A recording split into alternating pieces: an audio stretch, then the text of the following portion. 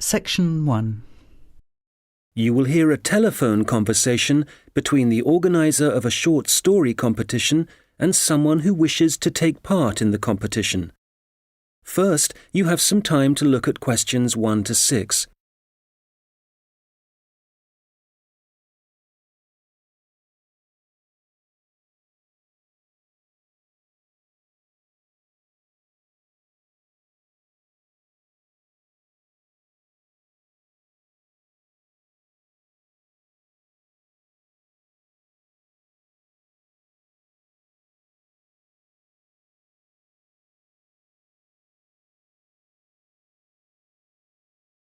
Good morning. Dave speaking.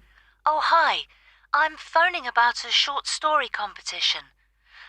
I saw an advert in a magazine and I was just calling to get some details. Yes, certainly. I'm the competition organizer, so I should be able to help. What kind of details are you looking for? Well, does it cost anything to enter? Yes, there's an entry fee of £5. Okay, that should be fine. It's a short story competition, so how many words is that? Well, we want to give people a reasonable amount of freedom, but the guidelines are around 3,000 words. Oh, that sounds quite a lot. Well, it's not as much as it used to be. We did have a limit of 5,000 words, but some people thought that was too many. So this year we've reduced it. Right. And does the story need to be about anything in particular? No, you can write about any topic you like. But the main point of the competition is that it has to have a surprise ending. Oh, I see. That sounds interesting. I don't think I've ever written a story like that before. Yes, it's something we've introduced for this year's competition. Right. I'm 18. Is there any age limit? Yes, you need to be 16 or over. So if you're 18, that's fine. Great. So you have the competition once a year, is that right? Yes, we start advertising in January, and the competition takes up a lot of the year. We give people a few months to write their story, and then it takes quite a long time to judge all the entries and to announce the winners. I see. So when is the closing date for the competition? It's already April. I hope I'm not too late. No, you've still got plenty of time. You need to submit your entry by the 1st of August. After then, it will be too late. Although you can always enter next year's competition. Okay, good. So how do I enter? Well, we have a website, and the best way to enter is to complete the entry form online. We also have more details of the competition on the site. Shall I give you the web address? Yes, please. OK, it's www.comp4ss.com. And that's the number 4, not the word 4. Okay, thanks. I've got that. So I can complete the entry form online, but how do I send the story? Do I print it out and send it to you? Well, you may want to print the story out so you can review it, but don't post it to us. When you've finished your story, you will need to email it to us. The email address is on the website I gave you. Okay, that's fine. Before you hear the rest of the conversation, you will have some time to look at the questions 7 to 10.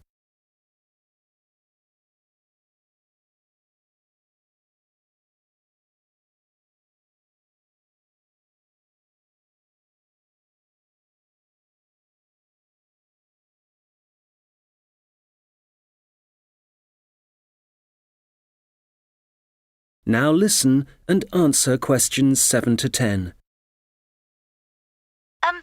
Can you tell me a bit about how the competition is judged and what the prizes are? Yes, of course. Well, once we have all the entries, I send them to all the judges. Our competition is quite popular, so we are lucky to be able to use famous authors who are very interested in the competition. That's fantastic. It's great to know that someone famous will be reading my story. Yes, that's right. It takes them quite a while to read through the entries, but eventually they decide on the top 5 stories. I see. And what happens then? Well, they will be published online so everyone can read them. They will not be in any order at this point. They will just be the 5 stories that the judges think are the best. And do all the top 5 stories get prizes? No, it's just the top story and the runner-up. So how is the top story decided? Well, once the top 5 stories are available, it will be the public who will vote for their favourite story. Right, I see. So I need to get all my friends to vote for me then? Yes, that's a good idea. And what is the prize?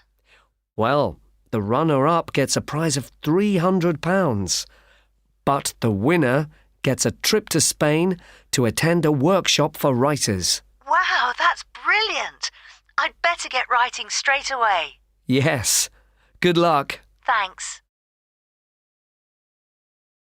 That is the end of section 1. You now have half a minute to check your answers.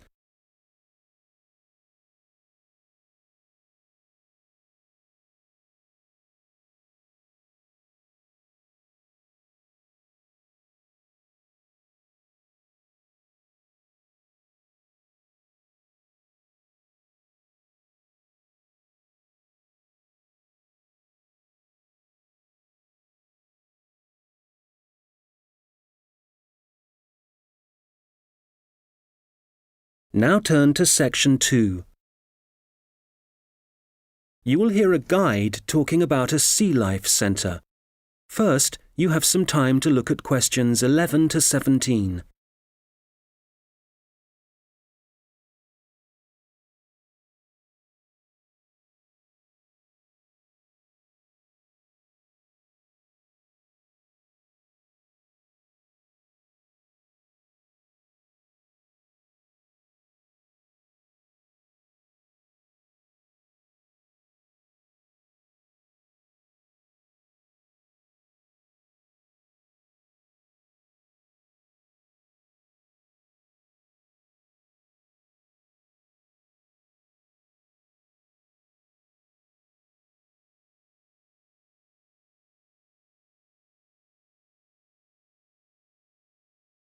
OK, so hi everybody and welcome to the Sea Life Centre. Before you start on your tour, I'd just like to give you some information about things to look out for as you go. Well, first of all, I guess some of you may have been here before and may be surprised to see the name has changed. We're not called World of Water anymore. Since the beginning of this summer, we've been renamed, and we've also made a few other changes. However, the main attractions like the aquarium, the crocodiles, the penguins and so on are still here. But we have a new restaurant and picnic area, and the latest thing that we have, and it was only finished last week, is the splash ride. This is an exciting new area of the centre and is pretty scary, and of course you do get a bit wet, so make sure you're not wearing your best clothes. As I said, the main attractions are still here, and the most popular thing that everyone wants to see is feeding time, especially for the crocodiles and the seals. We used to have the main feeding time in the afternoon at around 3 p.m. But we found that some of the animals got a bit hungry waiting until then, and so we now have it at noon. They seem much happier with the new time, although it's a bit difficult to know what they're thinking. Now, I'd like to mention something new that we've introduced this year that we're very excited about. It's called a VIP ticket. The VIP ticket costs an extra £2 per person, and you will be amazed at what it allows you to do. With this, you'll be allowed to feed the sharks. Now, I know that for some people, this might be quite a frightening thing to do, but it is perfectly safe. For those of you who are a bit unsure, we do have a video you can watch to see what happens. It's a great experience, and your friends will be very impressed. Speaking of friends, I'd just like to remind you that the Sea Life Centre will be more than happy to organise a birthday party for you and your family and friends. If you need more details, you can speak to me afterwards, and there are also forms at the entrance that you can fill in.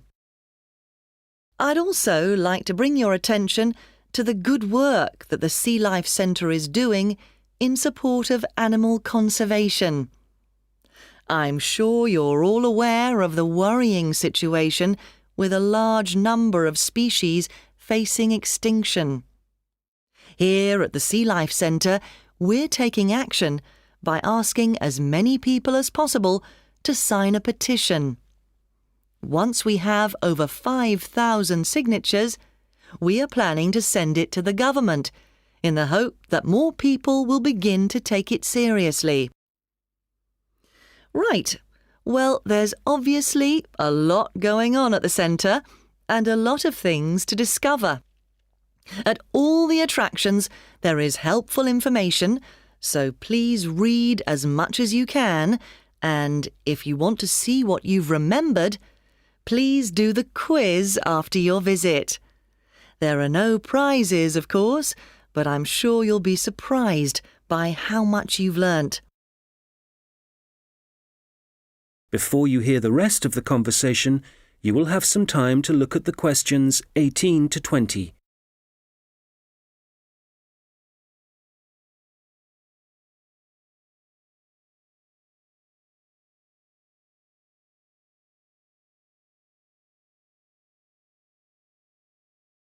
Now listen and answer questions 18 to 20. So, before I leave you all to start your tour, I've just got a few tips. There are a large number of attractions, and you may not have time to see them all. Of course, there are the old favourites like the aquarium and the crocodile cave, but if you don't have time to see everything, make sure you visit Turtle Town, which is beyond the aquarium and the seal centre. This is very special and has a large number of endangered species, and as it's at the far corner of the Sea Life Centre, it often gets overlooked. I also have to apologise for the Penguin Park. This has needed some urgent work to be done, and so will not be open for the next week. We're very sorry about this, but I'm sure you'll find the Seal Centre, which is directly opposite it, will keep you entertained just as much, if not more. We're also very busy today, as you may have noticed on your way in. Everyone starts here at the aquarium, but as it's so big, there's no waiting to get in. But today, we're expecting a lot of people to want to see the crocodile cave, as a couple of eggs have hatched out. So expect delays there and, if you like, move on to the Seal Centre first and then go back when things are quieter towards the end of the day. So, I'll leave you now, but if you have any questions, I won't be far away, and have a great time at the Sea Life Centre. That is the end of section 2. You now have half a minute to check your answers.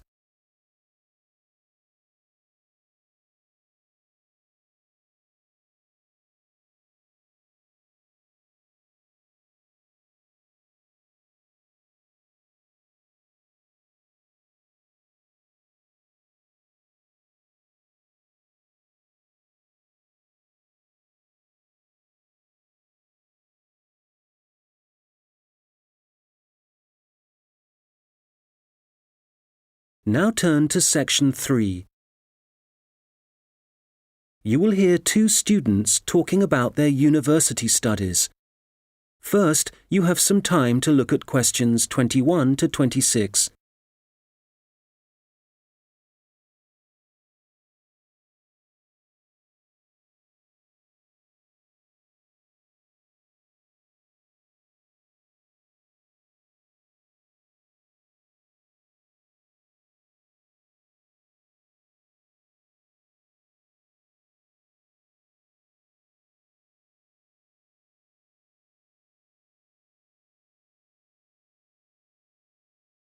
Oh, hi, George. How's it going? Hi, Martina. It's going well. How about you? How's university life? Well, it's great. Apart from the studying, of course. Yeah, me too.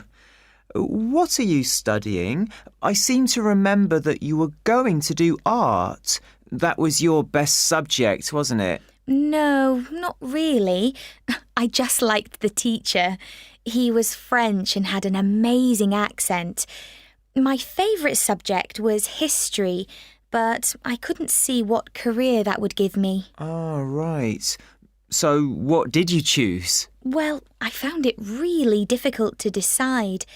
I was really good at science, but I must admit, I never really enjoyed studying it.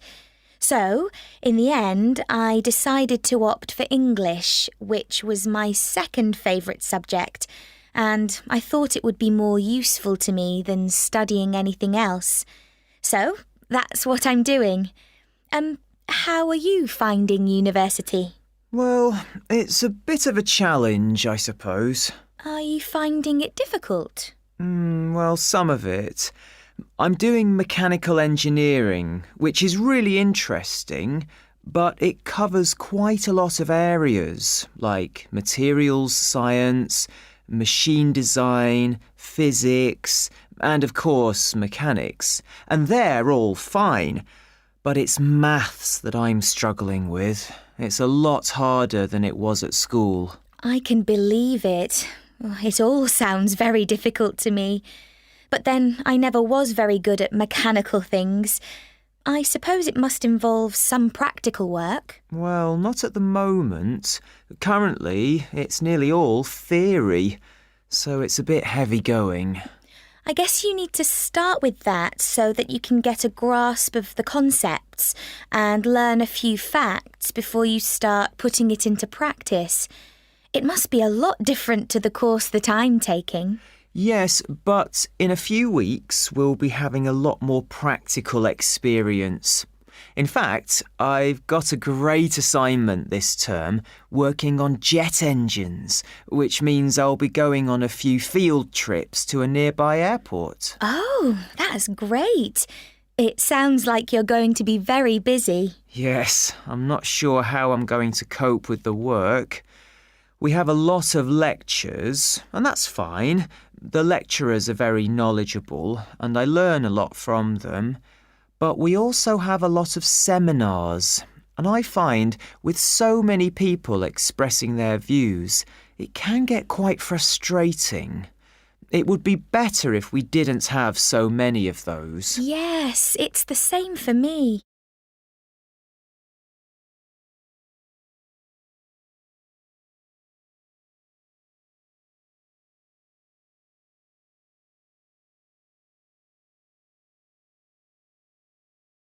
Now listen and answer questions 27 to 30. How are the students at your place? Well, I haven't really met anyone yet. They all seem a bit quiet. Perhaps they're working hard. They don't appear to be very studious here, but they are very friendly. I must say, I've been doing a lot of sitting around and chatting over the last week or so. Well, that's good. The only person I've spoken to really is my tutor. He's very approachable and seems to understand how difficult it can be starting university. It's good to have someone you can talk to, and he may help you meet other students. Actually, that doesn't bother me. I'm bound to get to know some people sooner or later. It's more a question of finding out what I need to do, where to go, and so on. I hope he can help me with that. Oh, I would have thought so. Well, we certainly have a lot of work ahead of us. It seems like a long time, doesn't it? Studying for 3 years. Yes, it does. But I'm sure it'll go quickly. You know, I'm really dreading the first assessment. Yes. For the course I'm doing, we have to hand our first one in at the end of next month. Really? So, have you got the topic yet? No, but we'll get it soon. I'm not sure how much we have to write yet. Not too much, I hope. I know what you mean. And it's hard to study, especially where I am now. Oh, where are you living? I'm living in a hall of residence. I thought that would be a good idea, as there'd be a lot of people around, but I'm finding it a bit noisy. I can see that I'm going to have problems when I really need to get down to some work. So, I guess you need to be somewhere on your own then. Yes. Well, I do like to have some people around me, so I'd prefer to live with a family somewhere, in a house not too far from the university. Well, good luck with that. Yes, thanks. And good luck to you as well. Oh, I have to dash now. I've another lecture in 10 minutes. Bye for now. Bye. That is the end of section 3. You now have half a minute to check your answers.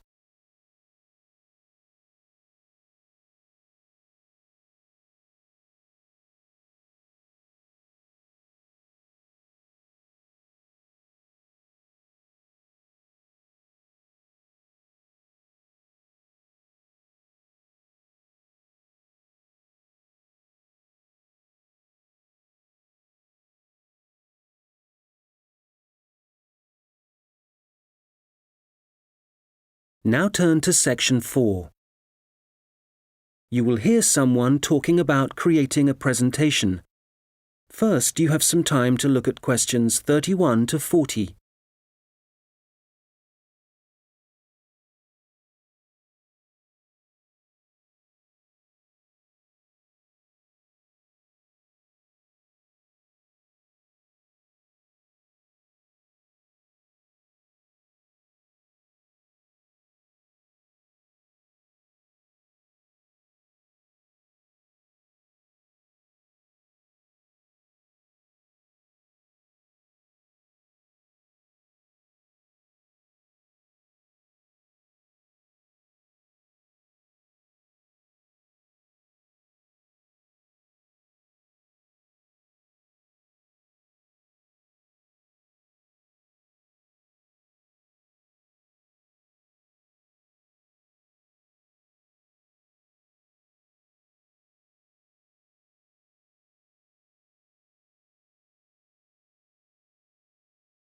Now listen carefully and answer questions 31 to 40. Hello, everyone. You've all been given an assignment for your sociology course, which will involve giving a presentation to the rest of the group. And so today, I'm going to be giving you a few tips on how to prepare your presentations. This should help you with your current assignment, but a lot of the principles I'll be putting across will be general principles which will, of course, help you with all your future presentations. So, first of all, the most important thing to consider is your audience, and in this instance, your audience are the other students in your group. There are 3 points to bear in mind. Firstly, you need to ask yourself what they need to know. Secondly, it's useful to consider whether they'll be supportive or not. And thirdly, will it be a small group, say 3 or 4, a moderate gathering of 20 or so people, as for your current assignment, or will there be hundreds of people?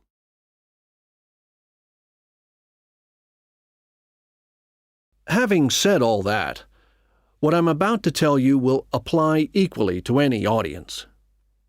So, how do you structure your presentation?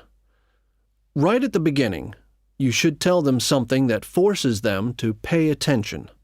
This could be something surprising or even shocking, but it needs to be relevant.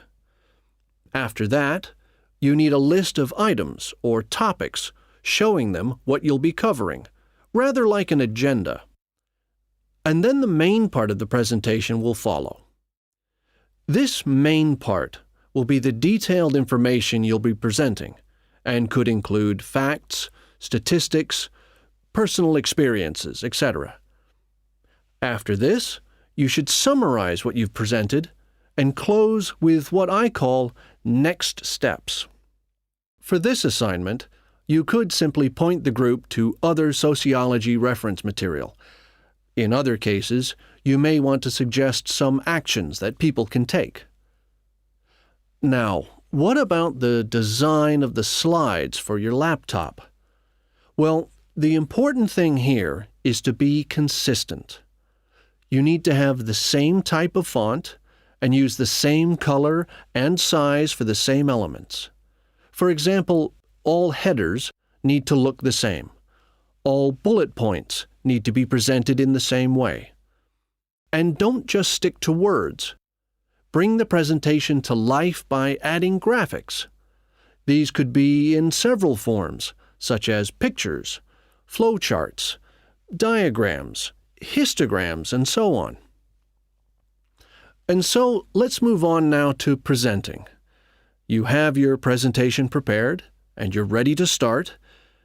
Well, it's important to give a good impression from the start.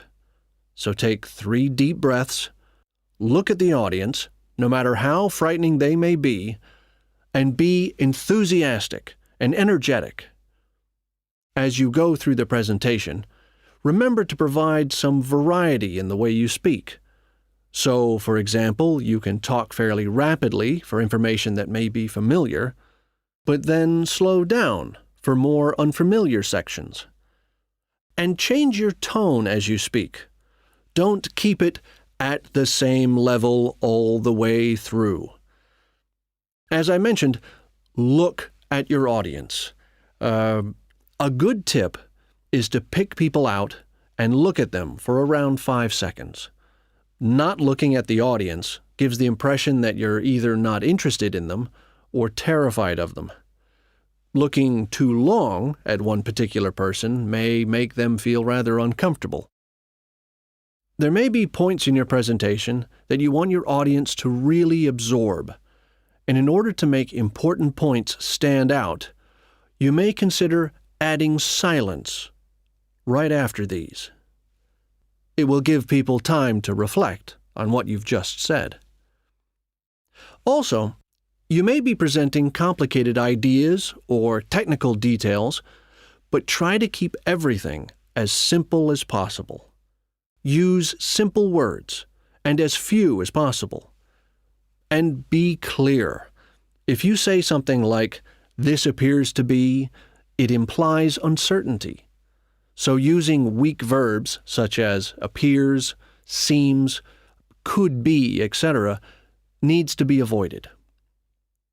I'll just finish off with a few thoughts on questions and interruptions from the audience. You may choose to invite questions from the audience as you go, or ask them to wait until the end. Either way, questions should be encouraged, as it provides you with some feedback on how interested the audience is and how well they're understanding you. When a question is asked, you need to provide an answer that is as accurate as possible. So, initially, my tip is to repeat it. This will ensure you have heard it correctly and will give you a few seconds to gather your thoughts. Interruptions, on the other hand, can be unwelcome, and you may get them for a variety of reasons. It's likely, however, that there's something in your presentation that's unclear or confusing. So my advice is to reduce problems by reading through your presentation beforehand and predicting potential points which could cause interruptions. You may then want to change that part of your presentation, or at least you'll be prepared if someone does interrupt you. Now, do you have any questions? That is the end of the test. Now, check your score